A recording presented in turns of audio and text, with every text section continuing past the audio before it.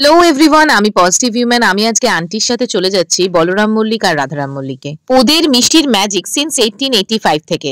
ওদের অ্যাড্রেস হলো second Padmapukur road, Bhowanipur, Kolkata 700220, west Bengal. কিন্তু এই ছাড়াও প্রচুর প্রচুর ব্রাঞ্চ আছে। আমি খুব একটা মিষ্টি প্রেমী না, কিন্তু এদের এত এত মিষ্টির বাহার দেখে আমি নিজেই পাগল পাগল হয়ে যাচ্ছিলাম।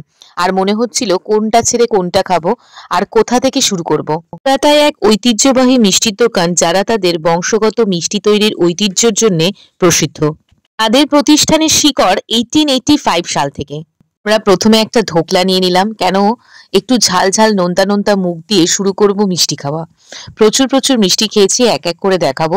আর তার থেকেও বেশি মিষ্টি প্যাকিং করে নিয়েছি বাড়ির জন্যে।